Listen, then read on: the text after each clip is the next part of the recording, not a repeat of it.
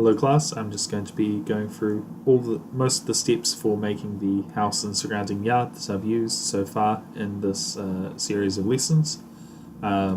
Just follow along. I'm going to hopefully say most of the commands as I go. So to start off with, I'm going to press S to resize the square, and then I'm going to press S and Z to resize on the Z axis to make my base. Then I'm going to press Shift A to make a new cube, which I'm going to press G to raise up, and Z and hold down Control so I can get that lifted up. Now I'm going to right click on the plane, and I'm going to resize that again, holding Z and hold down Control so that I actually get that in the right position. Okay, so you should be able to see this house is now nicely on that plane. Sorry, just moved that accidentally. So now I'm going to want to move that about. I can hold down Shift Z to move this without lifting it up. So I'm just going to move it here. And I'm also going to resize it, hold down Control. And you can see down the bottom left here that the numbers are going up. So that's 2, 2.1, 2.2, etc. So I'm just going to make the house about this big. I'm going to raise it up again. I'm going to press G, then Z, raise it up again, so that it's sitting nicely on top of my shape. You'll see it's extending a little bit into here, but that's actually not a bad thing, because no one's ever going to see inside the shape. So now what I'm going to do is make the design of the house. So I'm going to first of all press Tab to go into edit mode, then I'm going to press Control R. I'm going to do a ring cut, so you'll see here I can move my mouse to make a ring. I can click there to get a ring, and then right click to put this right in the center. Then I can press A, and down here I want to select Edge Select, and click here to select the top. Then I can press G and then Z to pull this upwards, just like that. Now I'm going to do another ring cut, Control R again. So I just want to make one ring around the horizontal edge, and then bring that right up to the top. Then what I can do is press Tab and Tab again. I want to go to Face Select. I didn't need to press Tab and Tab again. I need to press A, then A again. But anyway, I can click that and that. Holding down Shift means I can select them both. Then I can press, so there's a few extrudes I could use. So if I pressed E, it would do this, which is obviously bad. Note that if you press E and then right click to get rid of it, it's going to leave these dots on the side. We can just press Control Z to get rid of those. That means there's extra faces there, we don't want those. So instead of that, I can do, there's a few different extrude options here. So I could do Region, which again does that, Control Z. Region Vertex Normals is the one we want, because that pulls it out at a reasonable pace. I can just pull out a couple of ticks, like that, nothing too major, and then I can press I can press G, then Z to pull downwards, and get a sort of approximate slope that I want. Then I can get the other side of the house, so if I press A to deselect, I can hold down Shift and select each of these faces here, and each of these faces here, and again just press Extrude Region, Vertex Normals, and pull those out, like that. So it's kind of weird how the movement works in this version. Usually I find moving the mouse up and down works the best for making it pull in and out, but that might vary. Anyway, so now we have the roof of our house. What we can do now is make a chimney. So I'm going to press Tab again. It's easy. It's best to make your objects in object mode. If you're in edit mode and you make a new object, that's going to automatically connect it. So I recommend that you go to object mode. Also, to make it easier to see our house, I'm actually going to go scroll down here, and I'm going to press N. I'm going to press N So here you can see a lot of data about the location, rotation, etc. of our objects. But what I'm going to do is scroll down right to the bottom here, and I'm going to turn on ambient occlusion. And it's just going to make it easier for me to see all of my different faces. So again, that's if you press N, you bring up this menu. It'll give you a bunch of data about what you're doing. Anyway, so I'm going to make a new object, which is a cube, and I'm going to shrink that down and pull it out to sort of where I want it to be. And you can make yours taller by pressing S and then Z if you want, but also I quite like mine to be quite close to the cube shape, and then just position it where you want your chimney to be. So I can press X to move it along close to the front, and maybe S to make it a bit smaller. Okay, there we go. Actually, I'm going to move that close to the back. That feels more appropriate. Anyway, oh no, you'll notice that I've accidentally made it stick through the bottom. We don't want that, so I can just move it again back to about there. That's better. Now, to make our chimney look more like a chimney, we're going to do a couple of techniques. So first of all, I'm going to press Tab again, and I'm going to ring cut this as per the house, and again bring that up to the top.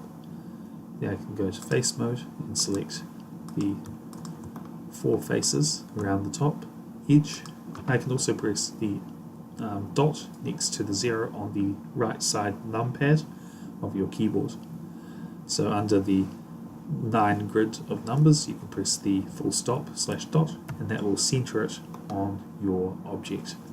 So I can shift click this as well, and to have all 4 of these faces selected, and then instead of extruding region vertex normals, which does, actually I do want to in fact, we're going to again extrude region vertex normals. It's going to pull that out there without pulling it up. Finally, I want to select this face, the top of the chimney. Now I'm going to press I to inset the chimney, and then I can press E to pull it downwards. This allows me to have a nice hollow chimney. Okay, now I'm going to X out of object mode again. I'm going to make a quick window. I'm going to make a couple of different types of window. So I just click my my left mouse button over here to change where the objects are spawning in, just to make it easier to see the new ones. I'm going to make a new, let's make a circle window first. I'm going to make a torus. Now this torus has a bit too much detail for my liking. Again, I pressed the full stop button to zoom in on that. So I'm just going to scroll down this before I do anything else to the torus, and I'm going to change the major segments here down to I think about 10. I can also change the minor radius, which is how wide the loop is, a bit, to increase that to a reasonable size.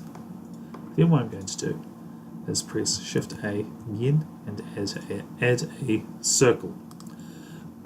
Now that I've added a circle, the circle is hidden actually inside the torus, but what we can do with the circle, which let me just show you what it looks like, it's this loop. It's an empty loop, so if I undo making that, I can make again, because we need to change one of the default settings. So I want to change the fill type to probably triangle fan. And it's going to make a flat surface in here that we can use to color later. An alternative to this would simply be to, instead of making a circle, oh, there we go, you can undo using Control Z, and you can redo using Control Shift Z, just as a note. So I could also simply make a new cube and shrink that down a lot, and then press Shift Z to only increase it in size here, and just pull that out into the sides of the cube, and that would achieve a similar goal. And I can also make it a little bit shorter, just if we want to have a more flat looking circle.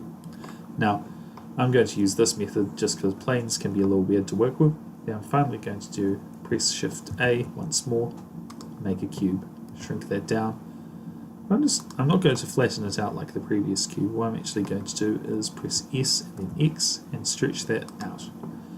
Now if I want to make an identical one here, I can press Shift D to duplicate it, and if I move my mouse around it does that. But if I right click, I can quite easily just put that back in the exact same place and then rotate it, pressing Shift Z to only rotate it sideways, and then holding down Control to rotate it step by step.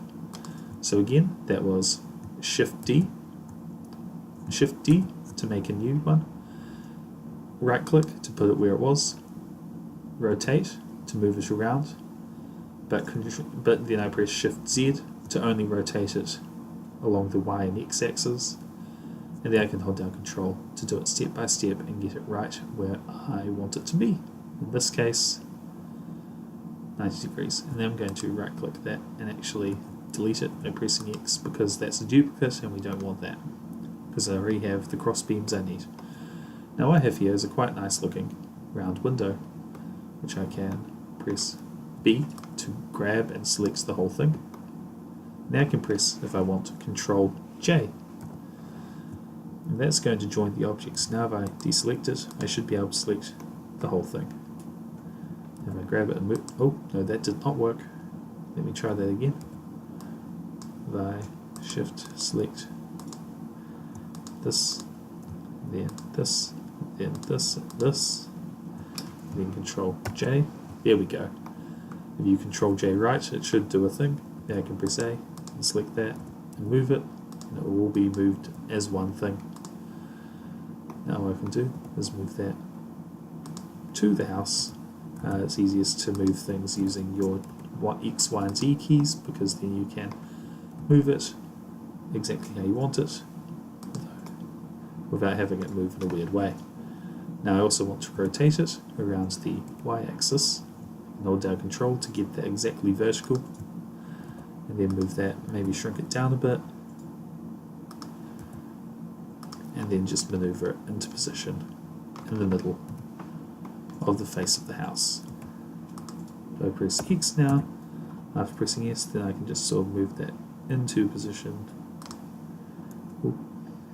G, X, move that in position, and then if I press Shift X, I can move it flat along the face of the house without moving it forward at all. Get that right where I want it. G, Shift X, I can just move that down a little.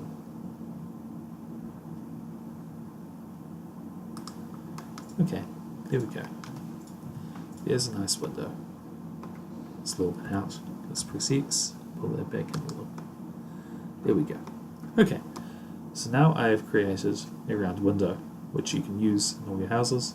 I can also make a square window, so I can go and press Shift A and make another cube here. I'll zoom in on that. Then I can press Shift S to resize it downwards, make it quite flat. Let's down this again, make it a little bit flatter. Then what I'm going to do is go into edit mode, press A to deselect everything, and then I can select the top face if I have this selected, and I can subdivide that. Now I've subdivided it, I can simply press I to inset each one and hold down Control. Excuse me, that was wrong. If I press E and then S, I can resize it and hold down Control. But if you, let's go and try this one. If you press I to inset and do inside there, and then you press hold down Control, that's actually going to move this upwards, which is a useful tool, but not what we want to do. So what I actually want to do is do ES to extrude, then resize the extrusion, and I can hold down Control to get the exact size that I want on this every one. There's a few ways to do this, but this is the easiest way I've found, because then I can hold down Shift, select all of these, and then press E again to pull them downwards. And that's a good looking window. I can press A to select the whole thing, because it's only one object, and then I can maneuver that into position on this side of the house. And I can rotate that, of course, around the x-axis this time, holding down Control to get that exactly where I need it to be. Shrink it down a bit. Let's press dot to zoom in. Then I can press G and then Y to move it into the wall. Make sure that your faces of your windows aren't inside the wall, otherwise you won't be able to change the colour. I can press G and then Shift Y to move it along the wall to where I want it. So I do that. Then I can press Shift D to duplicate it, and then press Shift Y to only move it again along the side. In fact, if I press Shift Y, if I just press X, then it's only just going to move across and be in the exact right place. Okay, so now I've pressed Tab. We have two windows. The windows are actually joined together because I used duplicate while I was inside edit mode. We can fix this, however, by going back into edit mode, pressing A, then A again to select the whole thing. They can actually press Control J. No, not Control J. I apologize. I can press P to separate and select by loose parts. So if I press P, it'll bring up this menu, and I can select by loose parts to separate these into different objects. So now I can click that and click that, and they'll be separate objects. So now I have two windows. The other thing I can make, of course, is a door. So I can just make a new cube. Doors are quite easy, so I can move that into position at the front of the house, and then press Shift, so press S, and then change the size of it to about that, and then change the height of it to about that. And I can just move that into position, and then make sure that is into, over press X, I can shrink that into the wall. Now inside, of course, it's a bit, it's hard to see at the moment, but yeah, you can see it's poking out here, but on this side it is okay. Then I can press Shift D and right click to put something new in the same place. And then what I can do is I can actually shrink that down ever so slightly, and then grab it and press X to move it forward slightly. And that's just going to poke right through there, so the door has a door frame. I can even shrink that down on the Z-axis a little, and also shrink that down on the Y-axis a little. When you're trying to select which axis you're using, of course, it's very easy. If you just press Y, you'll see the bar, and then you can change it to X or Z or Shift X, Shift Z or whatever at any time, because you can see which bars are being used. Being why I'm going to right click because I'm not actually moving it. So there's the door, and then finally, the last touch, I can add a quick icosphere, and then move that to the door, shrink that down quite a bit, and just position that inside the door to be a fairly good example of a door handle. So I can just grab X, push that into the door a little, and there's a door handle. Okay, so now I have a house, and there was a few more features that you could make. In particular, the other one that probably needs a bit more explanation is the letterbox. So I can make a new mesh, and let's just make a cube over here, and then I'm going to shrink that cube down, and I'm going to shrink that cube down a bit and increase its size on the x-axis, and also make it a little bit thinner on the y-axis. So this is what I'm going to use for my letterbox. Now what I'm going to do is go into edit mode and press Ctrl R. Now there's a ring cut here, but I'm actually going to make more rings, about 6 of them. Click, and then it can be moved by just one right click to put them in the middle of everything. Then I actually want to go to face mode so I can select the top face. Now if I pull this up, it's going to look like this normally, but if we use a special tool called proportional editing, which you can find here, so that's 2 over from the selection of the face, you have this button. I can click this and enable it, or I can press O to enable and disable it. If it's enabled, if you press G, there will be a ring, if you scroll, that you can use to move the other points with you. So I hold down Z, this is actually going to lift up the rest of the letterbox, the roof with it. So I can do that to give the roof of my letterbox a nice curve. Then I can select these faces, and press I to inset them, and then I can press E to push that backwards, and get myself a nice, and even push it all the way back. I can do that. But yeah, if I do a 1 inset, push all the way back, and then finally what I can do is get okay, bear with me. Before I inset, the actual easiest thing for me to do in this situation for making the flap of the mailbox is I can duplicate this, put it in the same place, and then what I can do is press S and then the X button to only increase it. Okay, that's weird.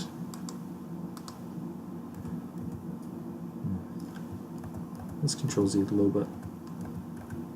Okay, I'm going to go back in here and make a duplicate by pressing Shift D. Now I can right click that and bring that back. Then I can press S and X to make a really short version of this. You can sort of see those white lines there where that's been made. Then I can bring that forward by pressing grab and then pressing X to only bring it forward there. I can press S and X again to make it really flat. Then I can just rotate that around the Y and move that down a little. And I have myself a little flap. Then I can go click this, go back into edit mode. I can shift click all of those, press I to bring that in, then press E to extrude that. You don't need to put it back all the way, but just enough where it looks sufficient. And you can just press E again if you want to make more of an extrusion. Now I have a layer box. I can make, if I go back in here, I can make a couple more objects. I can make a new cube. I was inside the cube there. Grab that. I can just increase the size on the Z-axis to make it really long for a pole for my mailbox. And I can just go and stick that in there. I can click that and that and that and press Ctrl J to join them all and move the whole thing out here into the front yard. And there's a mailbox. Finally, I'm going to now color things. First, before I color things, I'm going to go into the edit mode for this and press Ctrl R to ring cut it. I'm just going to ring cut around the middle of there. You'll see why in a short moment. Now there's a few more items that could have been added around here.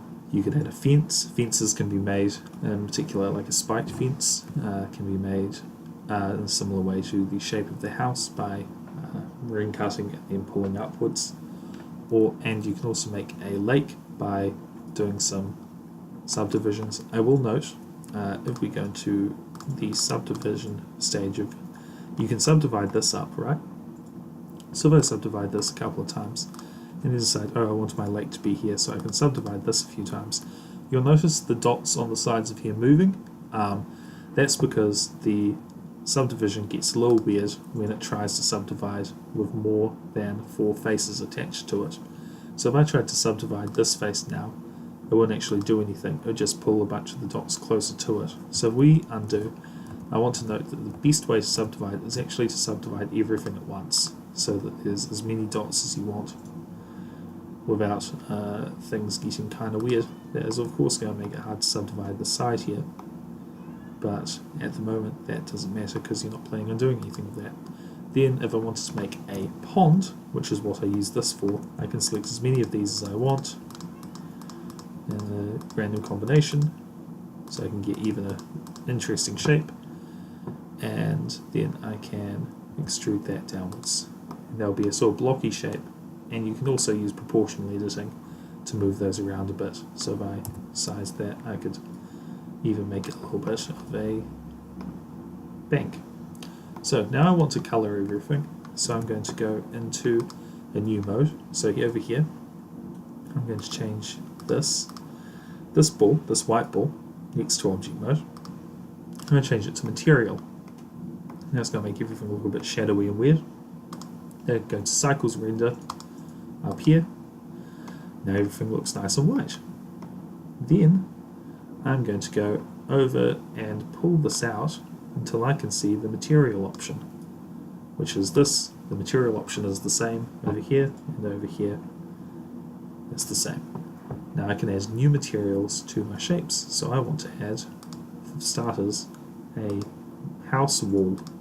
So I can press the plus here, then the new that was here, and call it, and it's important that you name these, house wall. And I'm going to make the house wall kind of a darker grey, maybe a little bit brown. Very good. So that seems easy. Now I want to make a new colour. I'm going to colour the roof, so I'm going to call that roof. And I want the roof to be kind of a rusty looking red. So I'll make that a bit dark.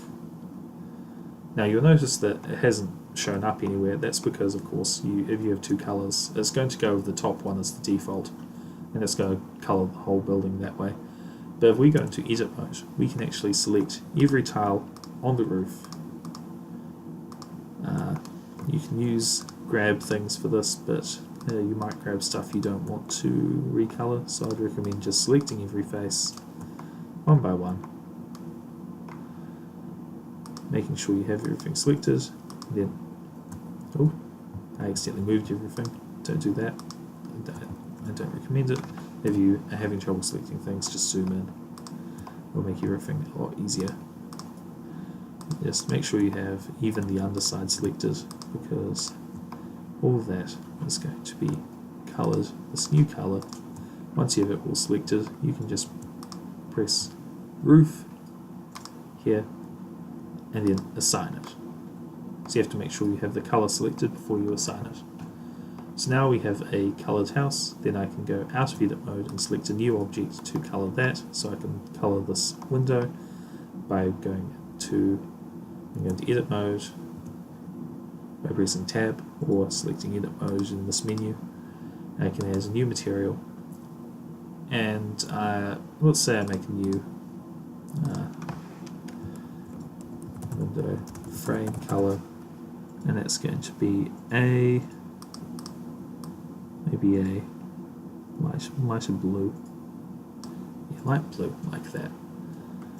And then I want to make, no, let's actually make it, oh no, that's fine. Now I want to add, of course, a new color, so I can press new here, and I want to add a color for the glass, and I'm actually going to make that slightly yellow for the light that's inside coming through. So I can just, again, press A to deselect everything and select the cube that I put in the back there. I can just press glass and then assign that color. Now, these windows didn't get colored the same because it's a different object, but I can actually go into each window at a time, and I can add a new color here, but then I can press this to select the same color that I've already used. So I can press the plus here and then press the material button here to add glass as another colour, which is just the same colour I've already used. Now I can select each of these faces and then press glass and assign. Now I can go out, do the same thing for this one, add a new colour, which is the window frame, and add a new colour, which is the glass, and then go into edit mode and assign the glass by clicking glass and then assign. We can keep on doing that, but for now I'll probably leave that for there. The other thing I was going to do was quickly show you the thing I was doing with this. So if I want to make the default for this entire object grass, then I can add a dark green for grass, and then I can add a new material called dirt and change that to an orange and make it dark to make a sort of brown colour. And then if I press tab, I can actually assign that, because I ring cut it, to make a dirt colour, and that sort of makes it look like there's a cutout of the earth being looked at from afar. I press tab, so you see I've got a bunch of white objects, but most of them have been coloured. Finally, we're going to look at lighting. So the first thing to do for lighting is to get a look at your creation in rendered mode. So you can see what I have here is a very dark looking house which has a little bit of light on the front garden. If I go back to material mode, that's because there's this light object here. I'm actually going to delete that because we don't need it for what we're doing. I'm going to go Shift A and make a plane. I'm going to move that plane about here. Maybe move it X here. So you can sort of use this plane like we're going to make light come out of this plane. So you can kind of use it like a sun for what you want to do. And I'm just going to make it a bit bigger as well.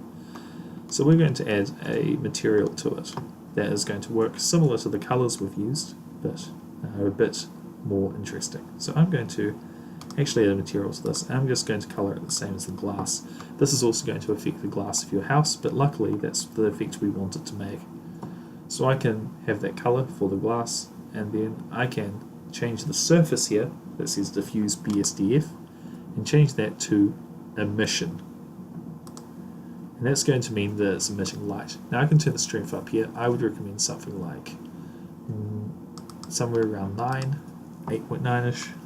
And it's not going to look very yellow actually, so I'm going to recommend maybe a little bit brighter. So it's going to look white here.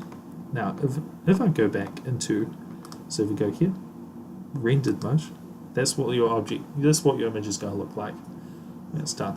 Now I still have the plane selected, so I can actually press G and Z to move it down a bit. And the importance of doing that is that I can make the colour of my final render look a bit better. Now what this is doing is providing a bit of a light source for what's happening here. Now what I can do is, the last thing that we are going to want to do is go back to material mode, and finally we're going to set up the picture we're taking. So if I press 0, this is going to take me into camera view. Camera view is what the program uses to render its items. So it's going to look at what the camera's seeing and render that image. So currently my render is actually only seeing like the door, most of the windows, the letterbox, and some green. There's not much going on there. So what I can actually do is hold the middle mouse button to get out of that view. Now I can just scroll out to get and try to just get a view of what you want your house to look like. Now I can press Ctrl-Alt-0, and that's going to move the camera to what I'm looking at. Now this is actually quite a good image of what I want, but you can right click the outside of the camera and press G to move it around a bit just to get it nicely positioned in the shot. Finally, now that we have the camera set up, we can go to rendered mode, check how that's going to look. You'll see there's a bunch of dots here. That's actually because of how rendering works. It has to trace the light rays that are being involved in the image, and because there's a bunch of light rays intersecting where those windows are, it does a lot of work. It's going to look a bit better when I render it, but if you want to change that and make it look even better, you can actually click the camera over here to the right to change your render and go down to sampling, and you can just ramp that up if you want to, like, I don't know, I could do 200. If you ramp it up a lot, it's going to take a lot longer to render, but I would possibly think about doing that just to make it look a little bit nicer. But again, it will take a bit more time, so mine's taking, like, you can see up here at the top how many samples it's taking. And again, yeah, so there was one kid who's put up to like 2000, and that took about like 9 minutes to render. So don't do it that much. Do it in the hundreds, I would recommend. So you can still see there's a bit of fuzz, but there's a lot less fuzz. So finally, what I'm going to do is go up here to render, just in the top left, render image, and that's going to create my picture for me. And that's going to take a little bit of time, but once it's done, you can go down here to image and select save as image. Once it's complete, of course. Before it's complete, you can't save it because it's not done yet. So my one's complete, so I can go to image, save as image, etc. Then we can go back to the 3D view, and we can change from our UV image editor, which we get sent to when we render, and just go from there to 3D view using that option down the bottom here. Okay, that's taken you through all the steps of how to make this house. I hope that's been helpful and that you've been able to hear me properly. I will see you in class.